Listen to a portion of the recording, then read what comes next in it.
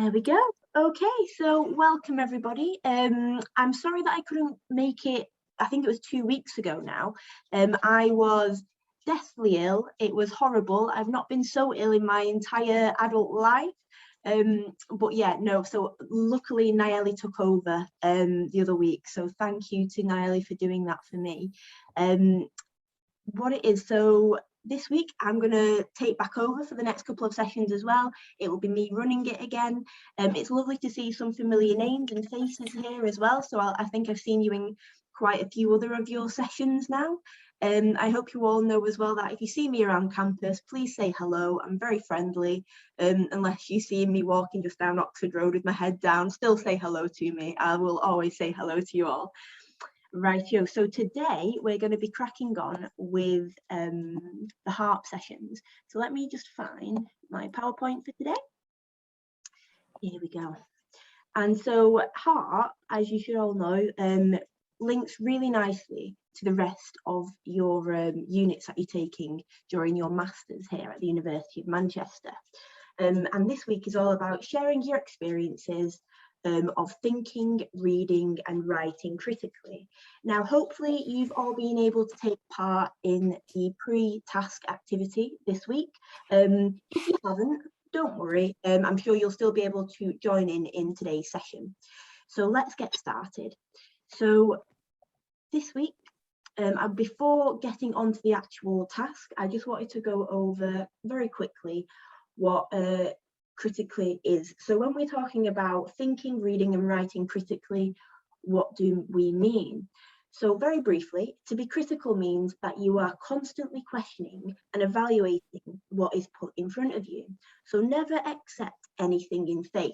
And that goes for me and it goes for all your other tutors. So whether that's Mike O'Donoghue, it's Tima Caldin, it's Stephen Rayner, whoever you have, you are allowed to question us and we expect you to. And in fact, we love it when you do. So please feel free to question ourselves and also the people that you're reading. So how do you go about questioning it then? So what we want you to do is look for the gaps within scholars' arguments and pinpoint any assumptions that they are making. And when we talk about, gaps in scholars' arguments and assumptions, so a really good example of this would be definitions.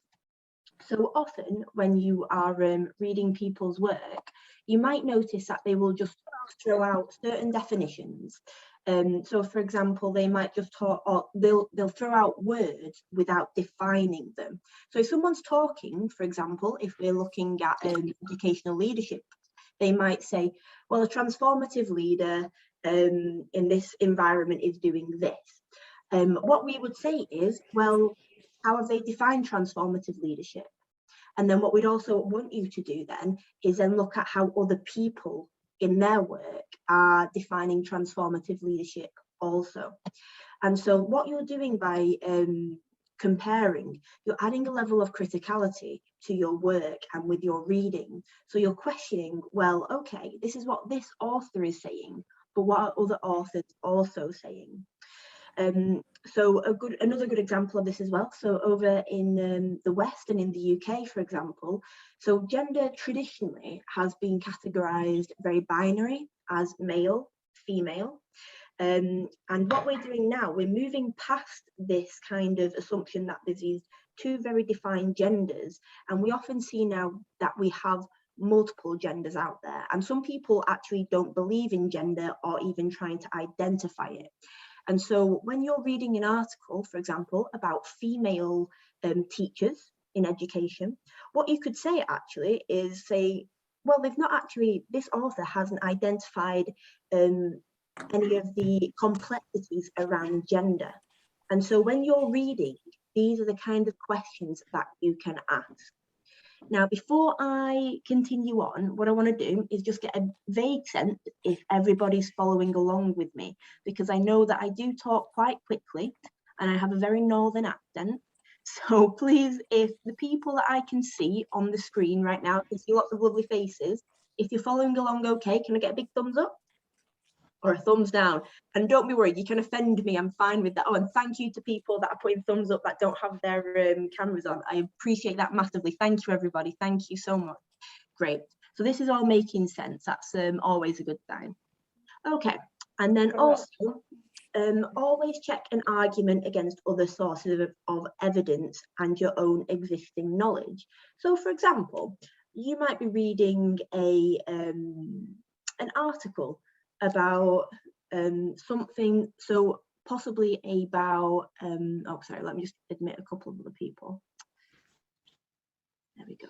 Don't want anybody missing out. So you might be reading an article about a situation that you know about quite deeply. So you might be reading an article about primary school education in rural China. And this article that you might be reading, you're reading it and going, that wasn't the same as my experience. So if you grew up in rural China and you may have, you know, and it's writing about the specific time period that you were going through that experience, and you're thinking, that's not right. That doesn't relate to what I've experienced here, but they're talking about it like this happened to everybody. You can use your own existing knowledge about that and actually say, that's not true. And then what you can also do with that, with your own existing knowledge, is then go and look at other resources, other literature that may agree with your position. Okay, so you and your experiences I've said this in a couple of other lectures that I've been in, you and your experience as a researcher is so important, and it will underpin your research going forward as well. And you can use that. So I think traditionally in undergraduate and you know, in high school and in all your other education that you do at master's level, they often try and just feed you knowledge and expect you to relay it, and you are not seen as an expert. Whereas at the MA level, at master's level, we give you a lot more, we put a lot of faith in you. We know that you have your own knowledge and experiences, and we trust that you can apply that here. Okay. Oh, there we are. So being critical, you can be the judge. So critical reading is much like being a judge at a trial. You must cross-examine the arguments of other scholars. So remember, these arguments are subjective. Now, subjectivity is something that you'll hear a lot within your masters. It comes under that whole scary concept of ontology and epistemology and all those research paradigms. But subjectivity and being subjective literally just means differences of opinions. So people might have, so I might have an opinion about Manchester. So because I was born in Manchester, I grew up in Manchester, and I've done all of my education at Manchester. I've not gone very far. I'm quite a boring human being, unfortunately. You know, I think Manchester is a wonderful city, okay? I think it's really good. Whereas other people coming to Manchester that have experienced universities elsewhere, they'll think, oh, well, actually, you know what? Manchester's okay, but it's not that good. And that's all about subjectivity, because people approach the same subject, but from different perspectives. And that's what subjectivity is about.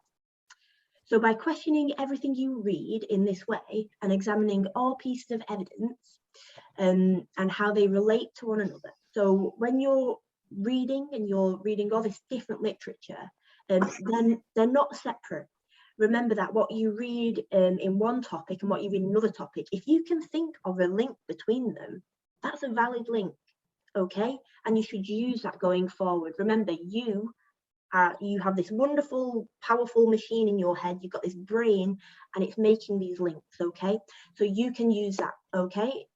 So you can make a critical decision about the validity and relevance of the arguments made. Now, in the research unit this week, I think we went through quite a bit about validity in qualitative research. So some of these things about validity might be about when you're reading some literature, can you generalize any of this information? Is this information, you know, is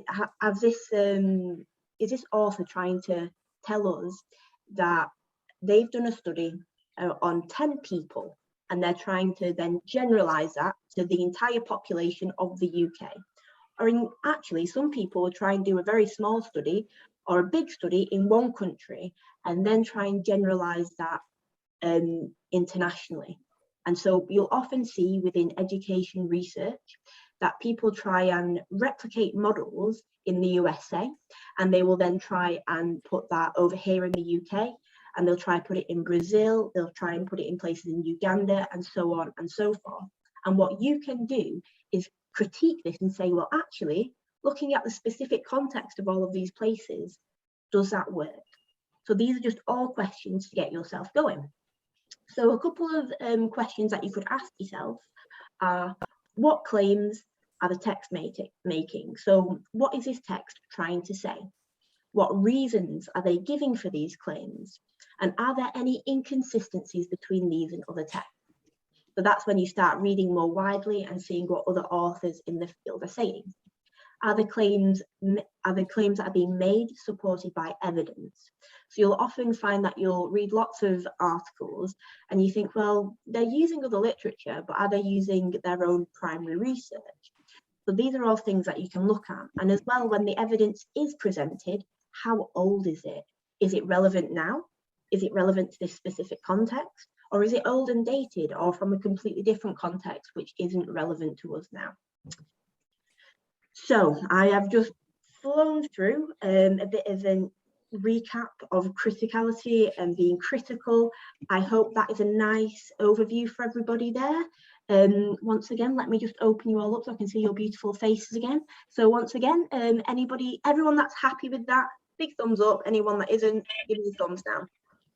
Right, I love the smiley faces. No one's looking like too depressed right now, which makes me very happy. I know that Friday afternoon isn't an ideal time for a session.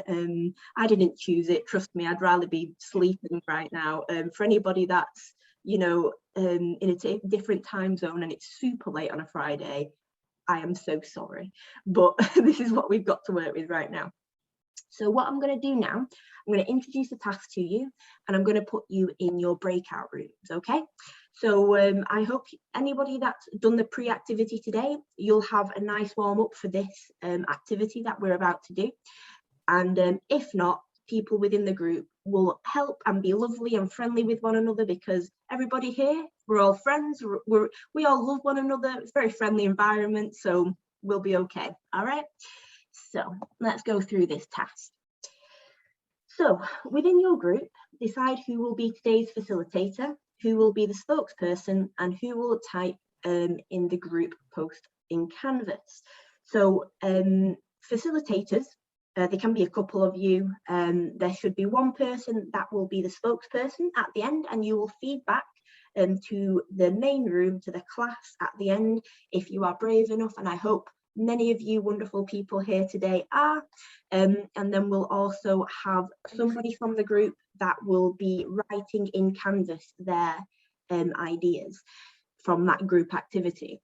So once again, can I get a thumbs up or a thumbs down, or maybe actually, rather than thumbs up, thumbs down, let's be a bit more adventurous. In the group chat, can you let me know, have you all been able to access Canvas? Can you get on Canvas? Either put a yes or a no. Let's have a look how people are getting on with Canvas.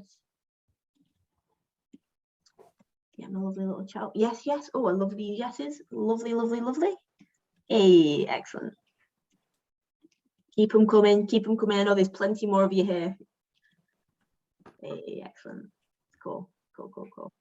Ace. Right, so on today's Canvas, there is a section where you will be able to write the discussion from today.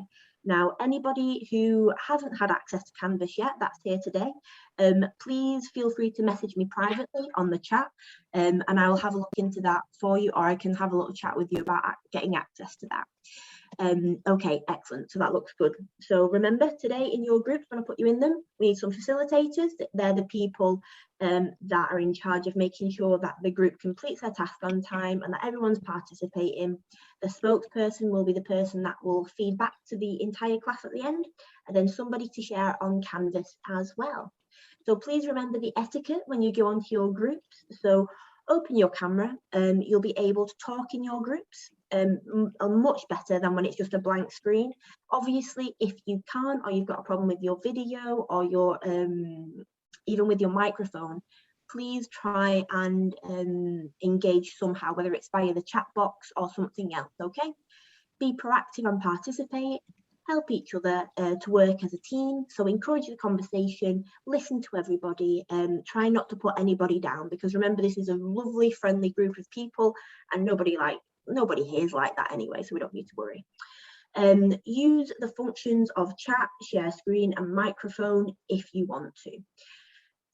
So the group task, it is actually printed out, not printed out, it's on Canvas under week 3 it's actually under the pre-session material, but on Canvas under the little section that says pre-session material, it has the full sheet of this on there. So you can all get access to these questions, but I thought I'd put them on here anyway. So I'm going to give you 30 minutes in your individual groups. And first of all, I want you to take it in turns to introduce yourself. So take 2 minutes from every member of the group, say who you are, what master's programme you're on. So some of you will be from international, some of you will be from education leadership, some of you will be from DTCE, and maybe some from the MSc. And maybe there's other ones that I'm not even aware of, but whoever you are, wherever you're from, introduce yourself. And then also, what motivated you to attend Harp today? It could be me and my beautiful smile. I'm joking, by the way. It could also be the fact that you want to engage in more reflective practices around your research, or it might be that you're a smart cookie and you know that this is going to really help you with all of your other lessons and get you those really good grades, because that's what you're here for today. And then also anything else that might be relevant to you and your ongoing experience as an MA student here at NIE. And then after you've done that lovely little introduction with one another, you're going to spend 20 minutes and you'll access that precast activity for the week. And you will go through the series of questions about how you've previously engaged with critical thinking, critical reading and critical writing in your daily life. Sorry, I've missed off life after daily.